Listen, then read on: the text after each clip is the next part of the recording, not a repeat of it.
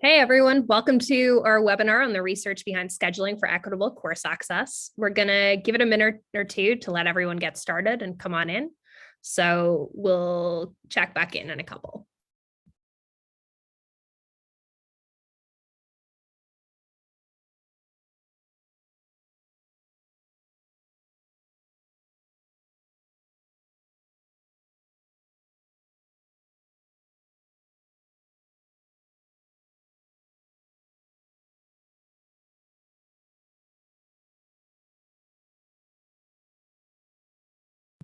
While we're waiting for people to trickle in, I'd love if we could hear where some people are from in the chat and what you're interested about hearing about today.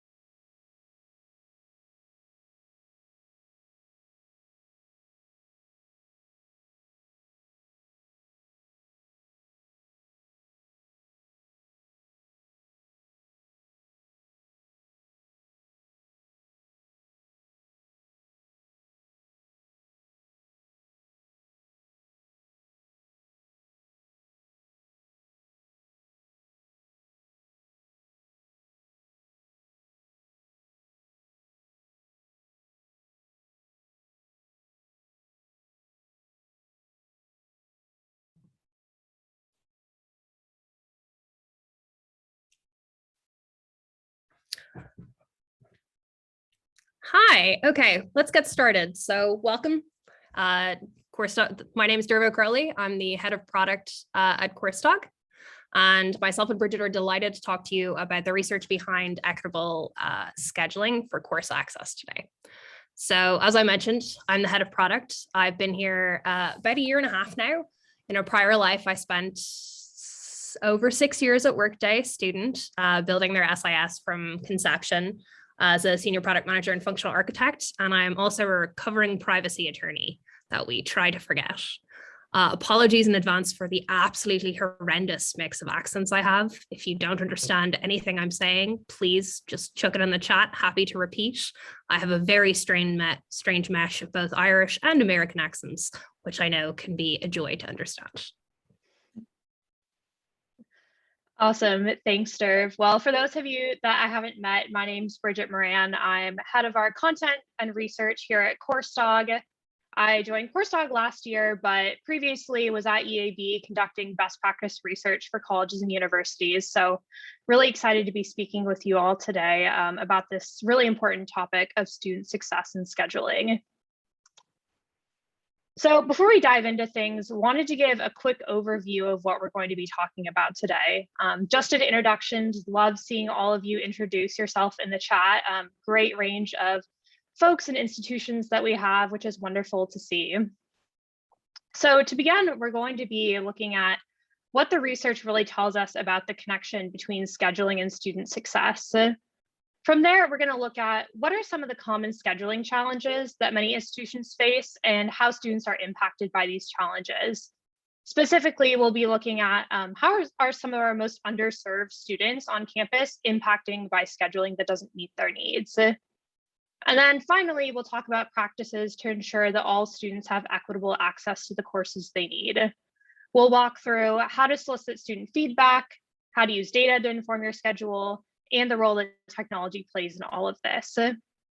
And of course, we'll make sure to leave time for questions at the end. But if you have any questions that come through throughout the presentation, definitely feel free to submit them either in the chat or the Q&A function at the bottom of your screen. Also want to note that we'll be conducting a few polls throughout this session as well. Really looking forward to getting your perspective on this topic and learn about how scheduling practices are impacting students at your institution. So with all of that out of the way, I want to go ahead and dive into things here. Before this webinar, we reached out to some of you to learn about, why are you all interested in this topic?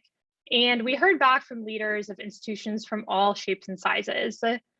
One common theme I think really emerged from the responses that we got. Current scheduling practices aren't working for students.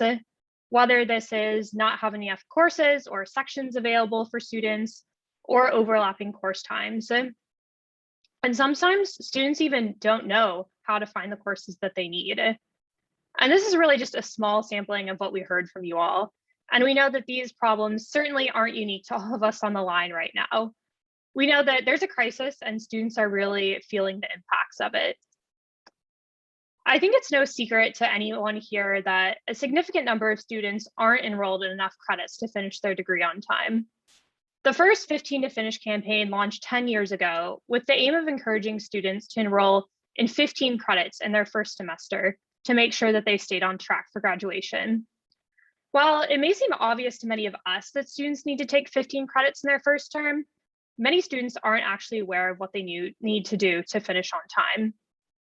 15 to Finish campaigns across the country have shown strong results, but we know that there's still work to be done. The data here displays just really how far we still have to go. Across the board, students aren't taking enough credits to finish their degree on time. While there are definitely variations across institutional segments, I think we can all agree that we have our work cut out here. On the left, the average credit hours taken by all students in their first year paints an alarming picture. However, on the right, we see an even more concerning picture if you look at the number of credit hours taken by Pell Grant students in their first year. If you look at the comparisons at four-year institutions, excluding those research institutions, 31% of all students take 30 credits in their first year, while just 26% of Pell Grant students at those same institutions take 30 credits in their first year. The disparity is actually even greater if you look at those four-year research institutions that have that highest designation. At those institutions, 45% of all students take 30 credits in their first year, compared to just 36% of their Pell Grant peers.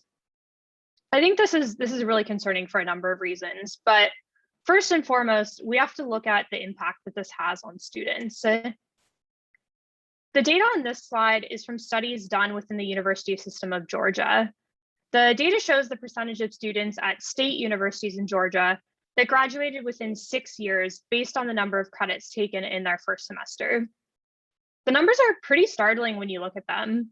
While 54% of students that took 15 or more credits in their first semester graduated within 6 years, only 43% of students that took 12 to 14 credits graduated within that same time period. And just 22% of students who took 7 to 11 credit hours in their first semester graduated within 6 years. And we know this trend certainly isn't unique to Georgia. Research done in Tennessee showed that community college students taking 15 or more credits in their first semester were 6.4% more likely to graduate, controlling for other factors. The same study showed that four-year students taking 15 credits or more in Tennessee were 11% more likely to graduate. So I think the question is, if we know that the number of credits students take in their first year have such a large impact on their ability to graduate, then why aren't more students taking a full load in their first term and first year? Just like all the other problems we're tackling in higher ed, we know there certainly isn't one root cause to this problem.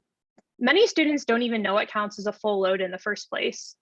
While students need to take 15 credits a semester to graduate on time, federal financial aid only requires students to take 12 credits a semester to maintain full-time status. This may mislead some students into thinking that 12 credits a semester is enough for them to graduate on time. We also know that external factors influence students' decisions to take a full load or not. Family, friends, or in some cases, even advisors may counsel students to quote unquote ease into their college career. What they don't know is that studies have shown that students that take 15 credits in their first semester don't fare any worse academically than their counterparts that take fewer credits. And some studies have actually shown that students are more likely to earn better grades if they take a full load in their first year. We also know, of course, many students juggle commitments outside their studies. Our students are caregivers, employees, and they have a lot of different commitments going on in their lives. But where we're going to be focusing our time today is course accessibility. If students can't access the courses they need, they won't be able to take enough credits to stay on track for on-time completion. We actually had a chance to talk to Dr. Tristan Denley at the University System of Georgia a couple months ago. And he's one of the forefront thinkers on this subject and was involved in the studies that I cited on the previous slide. He told us that oftentimes students aren't able to take the classes they need because of the way that we create the schedule. And Dr. Denley isn't the only one who's told us this. I love this quote here by one of our partners, Dr. Casey Weber at Weber State. He noticed that it's really easy to say that students aren't following the plan or the process, but we really have to investigate what exactly is causing that, what we're doing, and ask what we're doing to make it more difficult for students to get through. How often are we creating these roadblocks, and how can we make that more accessible? And these are exactly the type of questions we've been asking ourselves internally at CourseTalk, right? Today's students are different from ever before. They're older, they're more experienced with technology, they're more diverse, they have significantly higher expectations of the systems they interact with, and they have more obligations. All of those mean that in the reality of what we're seeing is that the way we interact with students and the way that students traditionally were scheduled needs to change. And I think one of the things that's really interesting is the capability to take technology and to take the enhancements that have come over the last decades, be that machine learning, data optimization, anything like that, and apply it to higher ed as an industry. We wouldn't expect the CFO of a large company to use Excel spreadsheets to figure out how they want to plot out their financial planning for the next 2 years. We also shouldn't ask that of HE staff either, right? Higher education needs to start taking a look at some of the ways that we can access this. And to me, the easiest way to start doing that is by looking at the technology underneath. So obviously scheduling scheduling challenges and student impact, right? We're going to spend the next portion of our sessions discussing how these practices create barriers for students. We'll also look specifically at how some of our most underserved students are being served by current scheduling practices, right? Broadly, when we look at it, we're looking at the ramifications of manual data entry. We're looking at the ramifications of the severe amount of time required from a lot of you in order to be able to implement a functional class schedule. We're looking at the challenges from the lack of data, both in the way that students engage with it and the traditional real-time reporting that we may need to be able to give some of the type of statistics to every institution that Bridget talked about. And then lastly, really emphasizing the impact on underserved students and how that can actually affect the D&I practices of a university in and of itself. I'm sure many of these areas laid out in this slide resonate with a lot of people, right? Class conflicts come up in almost every conversation we have with academic administrators about the scheduling challenges. Scheduling staff spend an absurd quantity of time coordinating the schedules they receive from multiple academic offices, multiple academic units, faculty, and entering this information into an SIS. They then have to spend a significant amount of time trying to audit it, to compare co-requisites and prerequisites to make sure they're not at the same time, and also factor in faculty time management, right? The resources on campus, how we fit those around it, which obviously came into particular attention with COVID, right? Because when we're saying that a room that used to be able to hold 50 people can only hold 20, suddenly that changes a lot of the way those play out. Once the schedule goes live, students notify administrators of conflicts, etc., and we try in real time to aggregate those and plan. But students planning to take or already registered for courses are often left scrambling to find a new section or course that works with theirs and keeps them on track. Dual grading areas and variable unit errors are slightly less common, but have an outsized impact on the students that are impacted by them in and of itself, right? They enroll in a pass-fail for a course they aren't strong with, only to realize that actually they need a letter grade to graduate. Those type of things can have huge impacts on how long it takes someone both to fulfill prerequisites, which means how they can take their courses over the next several years, but also just generally how that impacts their financial aid, how that impacts their grade point average, and the likelihood to continue going on and get into other classes.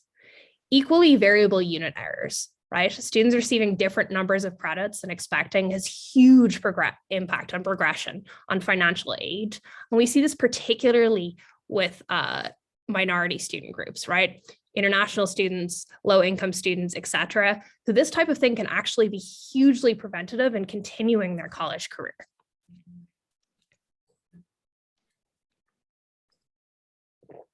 So what does the data say, right? Manual scheduling errors isn't the only thing that's creating course accessibility challenges for students. The reality is that most of our schedules aren't created with data-informed decision-making or real-time data.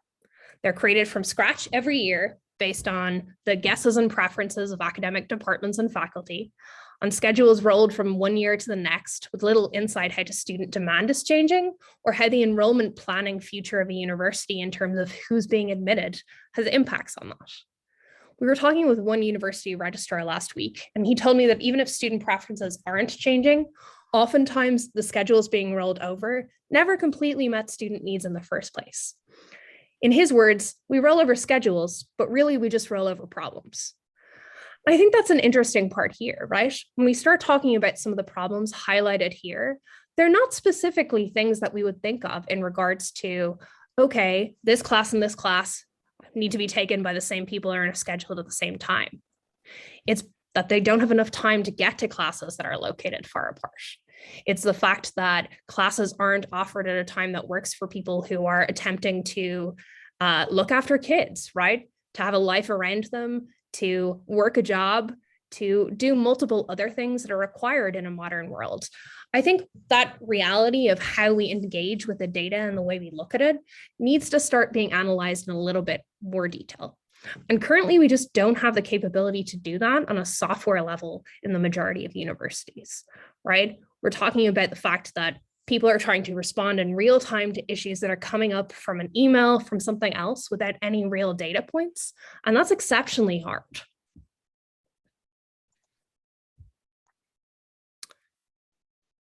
And most importantly, the impact isn't equal. Course accessibility challenges impact all students. I'm sure many of you have many stories, students coming in to you to tell you that this one class is preventing them from graduating or some other story accounted. But we know they have an outsized impacts on the most underserved students. Take a look at some of these, right? Students with children. A great example being the last 2 years where people have been trying to homeschool their children during COVID while also continue with their own university education. What we've realized is the capacity and the need to schedule around those type of capabilities and identify how much of your population needs these type of supports is critically important. We've seen several situations in which institutions have identified that their populations are largely students with children and identified their schedules associated with it to make sure that those classes that are most needed get out in time to let you to go pick up schools or your kids from school, right? Critically important. When we start talking about students who rely on public transport, we're talking about the fact that it's significantly harder to get to a university at either off-schedule times or the reality that it just takes substantially longer at peak traffic hours. So while 9 o'clock or 10 o'clock on a Monday might be a wonderful choice for faculty members and a wonderful choice for the university itself in terms of room allocation, often that means it's exceptionally difficult for people who rely on public transport to access it. Previously incarcerated students, active military students, all of the international students, all of these groups, they're a little bit outside the traditional as we see it. And what we actually see is that the impact most affects them. It's the reality that they don't have the information they need or the background they need necessarily to have that impact, but also that when you have other commitments outside what we're talking about on a basic college spectrum, it makes it really, really hard to graduate on time.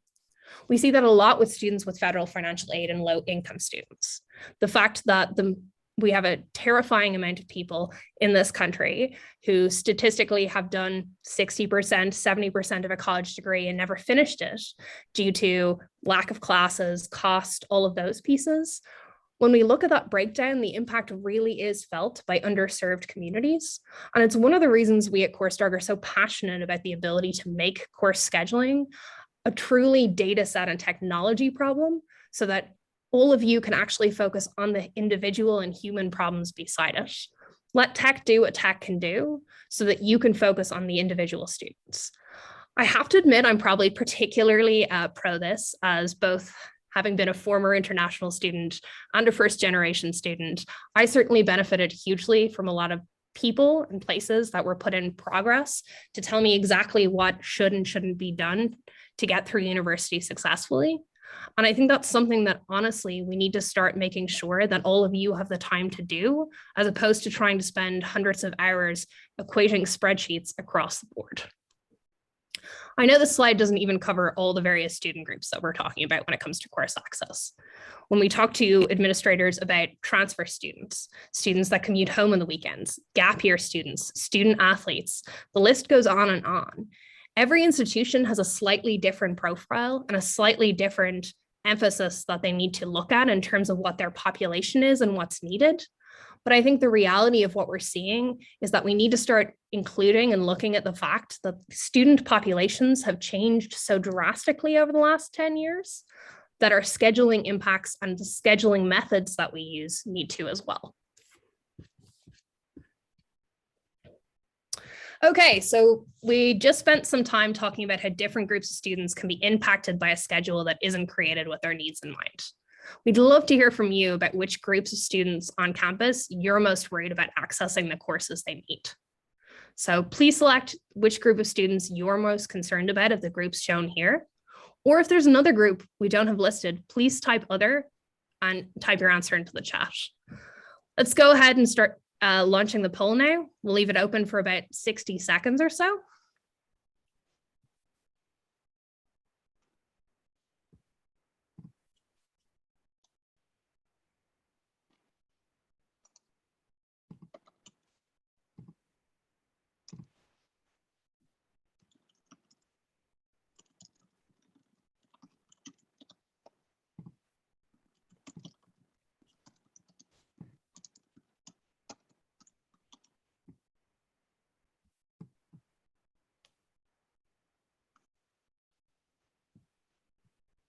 Okay, excellent. So this is interesting in that when we talk about which group of students you're most worried about, significantly employed students are where the majority are at, 44% actually, followed by 25% at low income students. And then students with children and students with federal financial aid coming in at 8% underneath that. I think there's a variety of small others crossed over, but I think the reality there of what we're seeing is that the diversified background of individuals and students that has changed so much over the past 5 to 10 years is really making us pay attention to the ways course schedules and scheduling, and often university education, needs to now function around people's lives and their commitments in it, as opposed to the opposite way around. Thanks for that, Dearv. I was going to say, I completely agree with what you're saying there. And I think that relates really well to the next slide that we're going to be talking about here. I know that we kind of just spent a little bit doing a high level overview of the many different types of student groups that can be impacted by our scheduling practices, but wanted to dive deeper into a few of those groups. And many of those groups are ones that I think a lot of you highlighted as ones that you're particularly concerned about on your campus. So first, students with children. We know that these students have a lot of time constraints due to their caretaking responsibilities, and they need to be able to complete their courses during those school hours. So institutions with large populations of students with children should consider questions such as, how far away are those local K through 12 schools from campus? What times are those schools in session? And do those schools or other local organizations offer childcare before or after school? So, for example, I was recently talking with a community college administrator, and she was telling me that many of the students on her campus have children that go to the local schools. So, to accommodate this large population of students, they're now actually introducing scheduling bands that allow students to take all of the classes they need between 10 a.m. and 2 p.m. After those classes finish up at 2 p.m., they'll have enough time to pick up their children from school. Employed students, right? I think that's the number one student group that came in our poll we just conducted. They, of course, have a lot of time constraints around when it comes to taking classes. Institutions should examine what types of industries their students work in, major employers in those industries in the local community, and hours of operation. So for example, if students commonly work in retail and hospitality, these industries typically need more workers in the afternoons and evenings, leaving more time in the morning to attend class. Next, how are students that rely on public transportation able to access their courses? Do any of the courses at your institution start before, say, the first bus arrives? Or do any courses end after the last public transportation often leaves at night? And say if the bus doesn't come very frequently at night, will students have a safe place to wait after their course ends? Finally, the last group on this slide, low-income students. I think this one's really important to highlight. Institutions need to think more holistically about course access and timing as it relates to many of the other services on your campus that students rely on. For example, can students easily access tutoring services or technology labs before or after their classes? Will cafeterias or food carts be open or near where those courses are being offered? I think we could probably spend really endless time talking about the course scheduling needs of students on campus. So I want to move on and talk about some of the practices that we can implement to actually meet these needs. So for the last portion of today's session, we're going to talk about how to solicit student feedback, using data to inform your schedule, and the role that technology plays in all of this. There's certainly a lot to cover here, so let's get into it. First, tracking student preferences. I spent the last few months interviewing academic administrators, and in those conversations, I always like to ask if they had a method of collecting student feedback whenever a student came to them about scheduling challenges. Most administrators told me, they hear anecdotal feedback, but they didn't really have a central place for storing these student scheduling requests.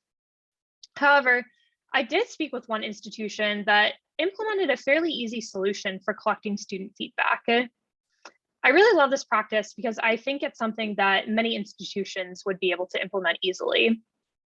The institution I was speaking with created an online shareable spreadsheet that deans, course schedulers, advisors, and student success coaches could all access.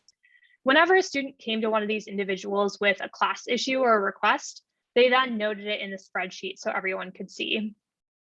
Deans would periodically check this spreadsheet, and once they saw a critical mass of requests were recorded, they would then go in and add courses to meet the student demand, of course, as capacity and resources allowed them to. If the dean decided to open up a new course, they would then go ahead and email advisors to let them know about the class opening, so the advisors could pass on that information to the students who were requesting those courses in the first place. This is a seemingly simple process, but it had a really big impact on this institution I was speaking with. As a result of this shareable spreadsheet, essentially that they created, they were able to open up 17 new classes. This isn't only a huge win for the students that were able to take these classes that they otherwise would have been unable to, but also provided an additional source of tuition revenue for the institution that otherwise wouldn't have been in there. So this is just one way to track student preferences, but there are also more proactive ways to solicit student feedback as well. While institutions frequently survey students on a variety of topics, I think course scheduling is fairly rarely one of those topics that institutions are soliciting feedback about. However, these questions can yield really helpful insights when it comes to creating the course schedule. The areas listed on the left, modality, time of day, and day of week preferences, are certainly important, but I think the topics on the right side are just as important. Institutions should seek to understand how different groups of students are impacted by course access and ask demographic questions such as about their enrollment status, the campus they attend, and the goals of their studies. Surveys are also a great way to gather feedback about barriers to course access, both at the institutional and personal level. Are students able to access the courses they need but unable to do so because of the courses always being full? Or are the courses not offered at times that work for their schedules? On a more personal level, as we've discussed, students are dealing with other factors, such as childcare, work, or transportation challenges that could impact when and how they're able to access the courses they need. I would like to put a caveat out there. I do know that we need to be wary of over-serving our students. I think, especially during the pandemic, students have been asked to complete many, many surveys. When I was talking to one academic leader, he told me that his institution was planning to include questions about course access in their advising survey. This was a survey that they were already planning to send out, so it was a win-win because they could still ask students about course scheduling, but avoid sending out multiple surveys to their students. So I'm going to hand it back over to Dearv now to talk about some of the sources of data that we can use to build that student-centric schedule. Yes, shockingly, the product person loves to say follow the data. But I think that we can really learn a lot from the metrics to understand student scheduling needs. When we start looking at things like course distribution throughout a day, are there just periods of time in which there's significantly overlap between classes? Is it a case that if we're trying to get courses not clustered on certain days between certain hours, how do we spread that out and make sure that the percentage of students who need to either complete that requisite and or want to take that requisite have access and capabilities to do so beyond, let's say, the traditional co-requisite prerequisite necessity? When we start talking about enrollment data by academic programs and course, which programs have seen an increase in enrollment? When we start talking about our incoming classes, how many of those students have said that they would like to major in X institution or X program? How does that affect then how our enrollment will increase or decrease over the next several years? And what impact does that have on our course schedule? Is it a case that if the class of 2024 is being increased by 10%, that we need to then increase those interesting spots to begin with? And how do we aggregate that data and map them together? The same with modality trends. Modality trends have obviously changed hugely over time, particularly over the last 3 years. So how did the pandemic impact this data? What is the reality that we think we're going to see going forward? And when do we think that's going to happen? When we think about the fact that this time last year, 40% of institutions were online, and now it's 14%, what have we learned in that time period about not just modality trends, but also student preferences and faculty preferences? Is it a case that real-time discussions and real-time lectures are what students want? Or is it that it is a pre-recorded lecture that has a smaller discussion group afterwards in which people can really engage on a different level? And sometimes that's very different depending on course or depending on the student subset, but they're interesting questions to ask about how they can impact. Course and section fill rates are another wonderful one. I'm sure you all have faculty members who'll tell you that they're happy to take an intro to X class with 250 people, and consistently the maximum registration is 5 to 10. We have a lot of those moments, right? We have faculty overestimating interest in a course. We have consistently changing rhetoric. We have the fact that on campus, if someone posts on Twitter saying, oh, X professor rated me really difficultly last semester, often you'll see impacts the next one and the semester after about what that increase in enrollment or decrease in enrollment looks like. Time to completion by academic program is exceptionally important. Which programs have higher rates of students not completing on time? And how much of that is about class accessibility? Computer science or business are often really good examples of this. The ability to get into that last couple or the first couple of prerequisites to graduate are often so difficult that it tends to impact people's time spent at college in terms of adding extra semesters on, purely so that they can fit those things in. And then lastly, but equally importantly, the time to completion by student segments. So which student groups really take longer to complete programs? How might course access inhibit them? And what can the data really tell us about the way those things work together? Are there specific ways of scheduling, and are there specific impacts or reach outs that we can do that impacts how those student groups look at it? And I think, Mohammed, that's a wonderful point. It is always a trade-off between student and faculty preferences. And it is a case generally that it is significantly harder to factor in all of those metrics, when we start talking about room allocations and what's possible on campus, when we start talking about faculty and when they can teach, what they can teach, and then we start talking about adjuncts and the need to last minute fill in 2 extra courses, 3 extra courses, because we're seeing surges of demand, that has huge impacts on the university in and of itself across the board. And it's definitely a case that it's trying to figure out, I think, what the best way to balance those things are. But generally, I think one of the things that we need to start really looking at is not just faculty preferences, but the potential of including student preferences to make sure that a centralized approach to scheduling really does cover everyone's needs. Now that we've discussed some of the important data points to use, I'd love to learn what data you use to inform your course schedule. So please select all of the data points your institution uses during the scheduling process. Feel free to drop them in the chat if you think we've missed any, and let's have a little bit of a conversation about it. We'll give you about 60 seconds or so, and obviously we'll share the results of this post-webinar.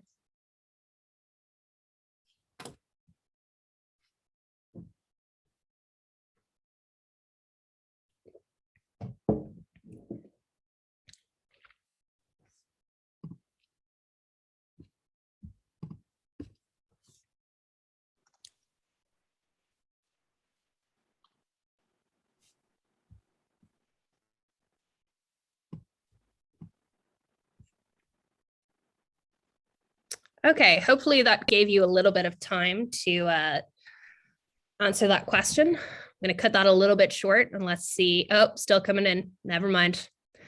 I'm really eager to see the way that this breaks down and the differential between them. Okay, so coming in first at 74% is course and section fill rates. Really important, has a huge impact on what you offer and also how it is that we calculate things. If we're saying there are 75 seats in a course available, but the reality is that there is one time in particular in which the majority of students are attempting to register, is that really a case that you have 75 seats? Or is it a case that what we're saying is we have 25 or 30 seats and those things are balanced out? Enrollment trends by course modality is a huge one here, 50%, as is course distribution through the day and the week. I think that makes a huge, huge difference in the way that breakdown happens and the way we impact in and of itself.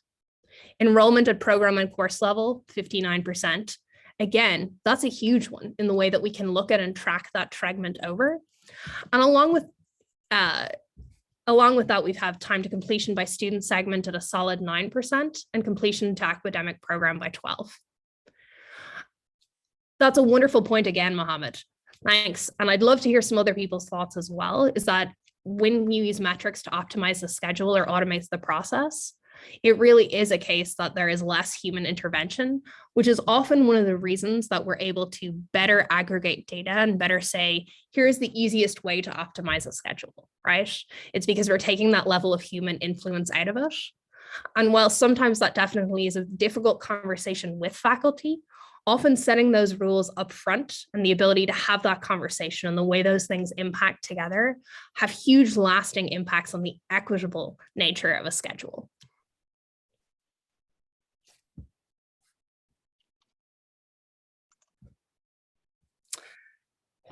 Okay, policies that put students first.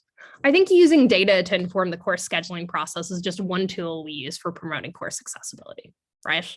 We can create and promote scheduling policies to ensure certain detrimental scheduling practices aren't even allowed in the first place. And that's something we hear so much from our customers. The reality is right now that there's no way upfront to prevent faculty or to prevent academic courses or departments saying, please let us do this. That often what they mean is by the time the schedule gets to them, it's just too late to push that button. Adhering to standard meeting patterns is a really easy one. I'm sure we've all seen that course that's offered at 4:25 till 6:20 on a Friday afternoon, right? I think the reality and the statistics will tell you very few people will register for that. But aside from that, predetermined time slots really means that people can aggregate that differential to make sure that we're weighing into account whether or not there are buses to get there, whether or not there are faculty available, whether or not there are resources available on campus at that time, like an open library so that people can go to in between those classes. Preventing irregular and overlapping starts that force students to choose between classes really is of huge benefit to that end, as well as obviously optimizing the use of space, which is particularly a problem at many institutions now as we're seeing an increasing number of students come back to campus. Allocating seats for high demand courses. Painful in many SISs, I know, but the ability to allocate seats and say, okay, well, we're going to reserve 10% capacity for first year students. We're going to reserve 15% capacity for majors in X. I think what we often see there is that students who get shut out from late registration windows, or students who don't have the access to advising or the ability to really engage in some of those conversations, mean that they are more likely to access a course. Seats in professional courses for those outside the program are equally important. When we have the ability, particularly in 2-year or 4-year institutions, for individuals to experience what they would like and the type of courses that they think they would like to follow up on in the workforce, what we really have is a huge impact on workforce planning and workforce engagement in a way that can really impact the community around us, which obviously is a huge benefit to both the university itself, but also more broadly those around it. Implementing, I think, advertising scheduling blocks are quite easy, right? You say, okay, you can take all of the necessary courses between this window. I need you from 10 o'clock till 1 p.m. 3 times a week, and we can guarantee that you will finish your course in X time. This is huge benefits, not just for employed students and parents, but also commuter students and those who don't have the capacity or the resources to live near or on campus. And lastly, obviously, the creation and enforcement of rules to prevent conflicts. I say obviously, but the reality is that most technologies don't actually allow you to do this easily or intuitively. But the ability to say that these courses shouldn't be offered at the same time, the ability to say that there is no world in which co-requisites or prerequisites should be scheduled against each other, can identify and prevent conflicts of courses across huge amounts of different academic units in a way that truly is is integral to the way that we can make scheduling equitable.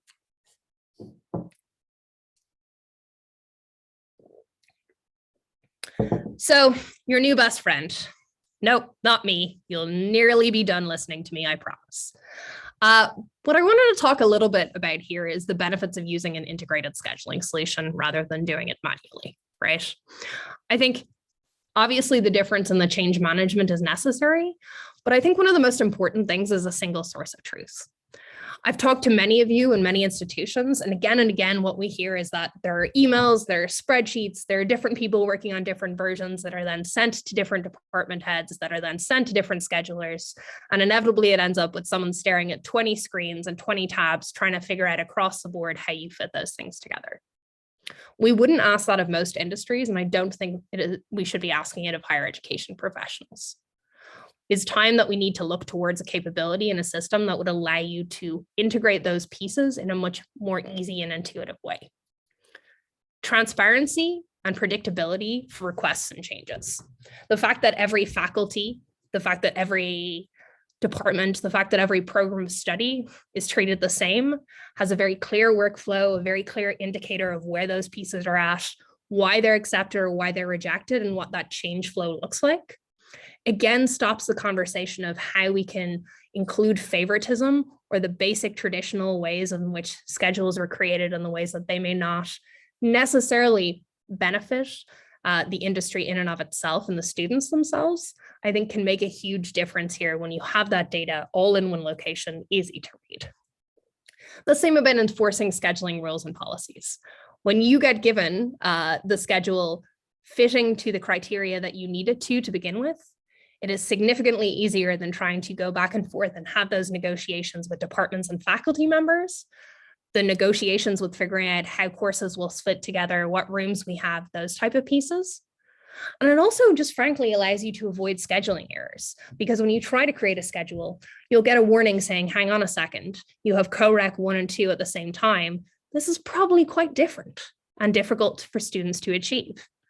And then lastly, the ability to track scheduling preferences. Obviously, it's the data trend. And the reality is that for the first semester, the second semester, the third semester, we learn a lot of data and we learn a lot about how those things aggregate together.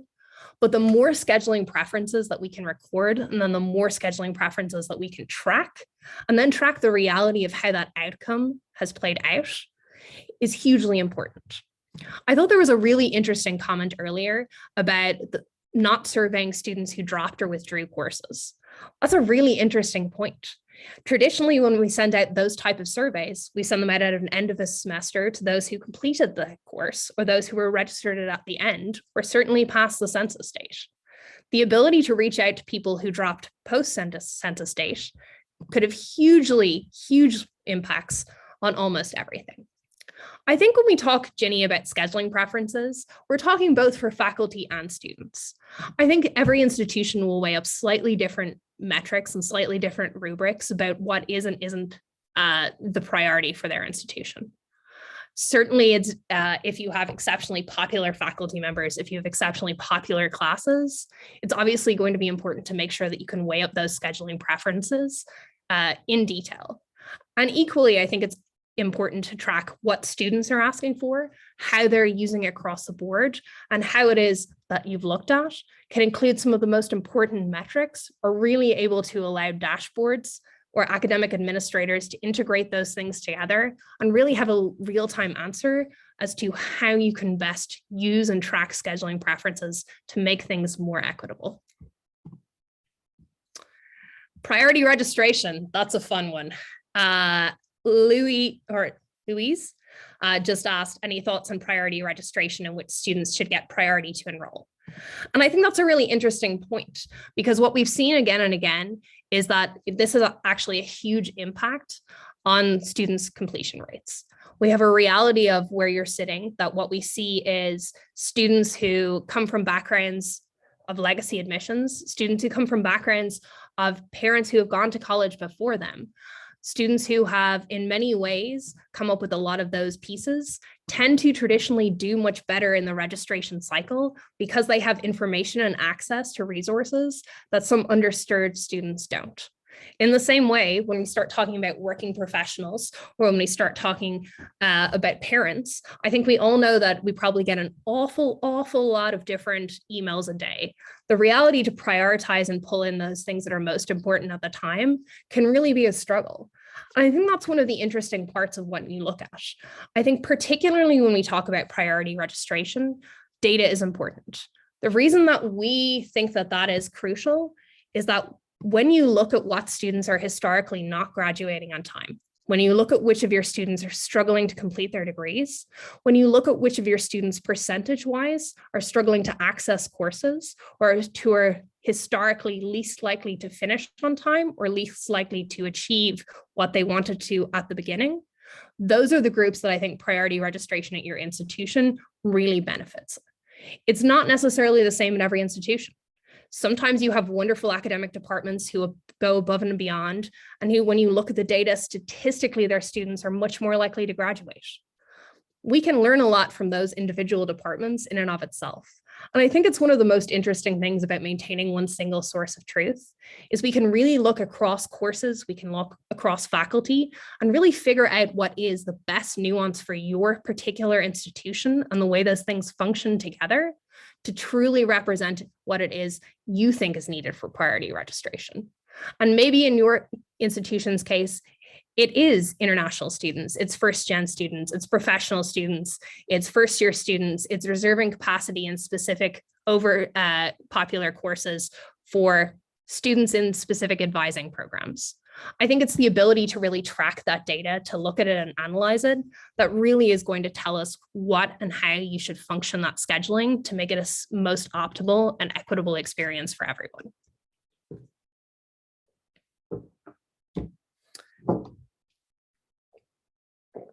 Okay, so I don't want to say this is why CourseDog is the answer to all your problems, but obviously I'm a big fan of this. I came across from a student information system background largely because I've seen how important student success is, a holistic initiative, and really the impact that academic operations has on that. The infrastructure behind it and the ability to pull these things in are really much less attractive or high profile necessarily than confetti across a screen or other things that may pull student attention immediately. But what we're really seeing is that academic operations being student-centric, academic operations really taking flexible technology, workflows, forms, the ability to actually configure rule sets, relationships, and to use that data to drive and inform decisions across campus means that what we're improving is both access, engagement, and equity in the scheduling experience. Generally, it's very hard to do that when you don't have access to data and you don't have access to true numbers or representatives, and when things are spread across the board to multiple different areas. I think that's one of the things that most appeals to me about the course doc system is the ability to hold everything in one system and give you that real-time data. I think, as I've mentioned before, that really student success looks quite differently at different institutions depending on your student demographics. But I think the ability to pull in the data set, edit it completely, repeatedly, optimize it in different ways, change the different weights you're adding to your optimizer. Maybe in one semester you want to say that you're ranking faculty preferences a 7. Maybe one semester you want to say that you're ranking faculty preferences a 3 and student preferences a 7. I think the ability to maneuver and flexible and change those things can really have a huge impact on what we see that type of student-centric initiative being.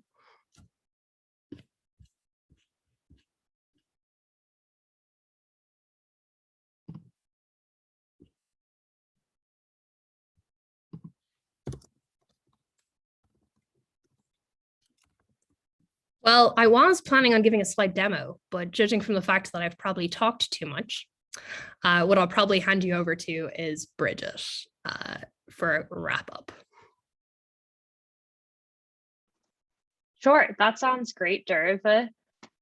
Happy to click into our questions portion of the presentation. I know that we've been receiving many throughout these slides. Dearv has done a great job of answering all of them. I think we've gotten most of them covered, but if you have any other questions, please feel free to drop those in the chat. Dearv, it looks like one that we got here about the more technical side of CourseDog. They're wondering if we are a machine learning based program. So we have an optimization engine at the moment, which allows you to input those weights. And what we're working on behind the scenes is building out that machine learning program. One of the things that I'm very passionate about is in our product base is making sure that machine learning is equitable. And that's one of the reasons that I think we're really taking a lot of time to dive in and to talk to customers behind the scenes as to how to make sure that when we're taking in those weights, we are making sure that it is a case that we are making schedules accessible to everyone, as opposed to necessarily the easiest answer across the board. I think we've all seen multiple times and multiple conversations in which when you introduce AI or machine learning to, let's say, Twitter, et cetera, it doesn't end necessarily particularly well. And that's one of the things that we're working really hard on making sure comes together. The ability to pull these things and really factor them in, both seeing a machine learning base and also allowing us to pull together.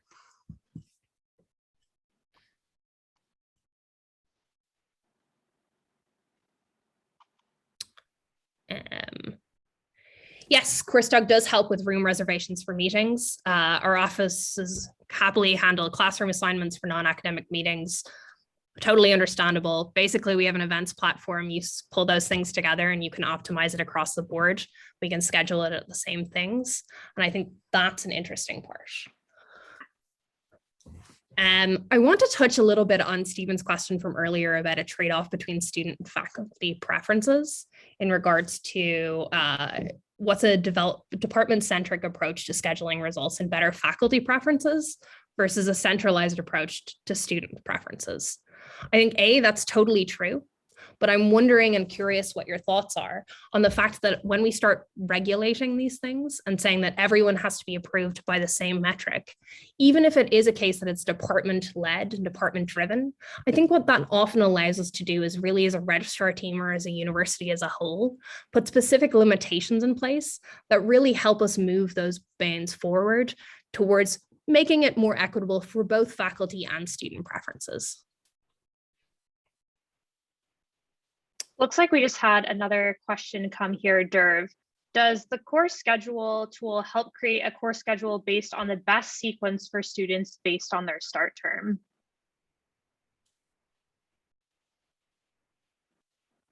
Yes. I think what we want to pay attention to here most critically is that the optimization tool at CourseDog is fully configurable.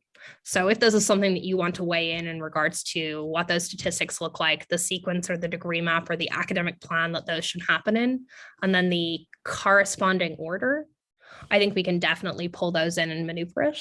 I think really the data points that we would need to have then and the type of conversation we would be having is about what is that best sequence? Is it that historically students have taken it in this order? Or is it that students who look like me or students with my background or my interests generally are most successful handling X method, right? And I think that type of conversation is really where the interesting nuance of this is pedagogically, how is it that we make sure that a course schedule is really a best prediction for students based on not just their start term, but on their individual characteristics or the institution as a whole. Okay, I'm going to finally free you, but we're going to launch a quick poll to make sure we can follow up with folks interested in learning more first.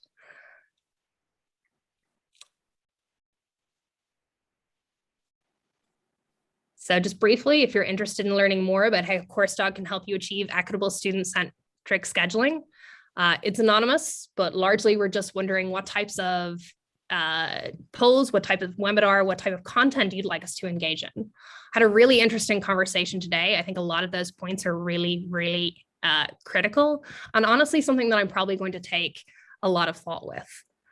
CourseDog is integratable with many SISs, integratable fully with Banner, Colleague, Oracle. We're working on our Workday integration, etc., Mohammed. So it is a case that we can pull those data points in entirely. As other people are chatting through the poll, I'll answer any questions that do come up.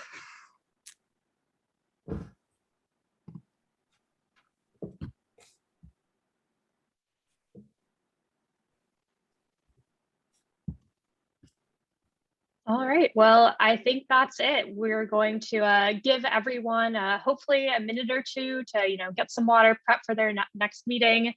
But thanks so much, everyone, for taking the time to join us. It looks like we did get one last question.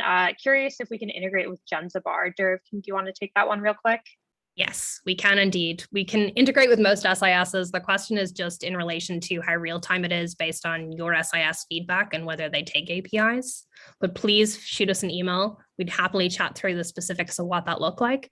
But we certainly do integrate with multiple SISs, including homegrown ones. Great. Well, I think that's it from us. We will be sending a copy of this deck and a recording of the webinar to everyone. So you'll have access to this afterwards. Definitely feel free to share with any colleagues that might be interested. And thanks so much again for joining us today.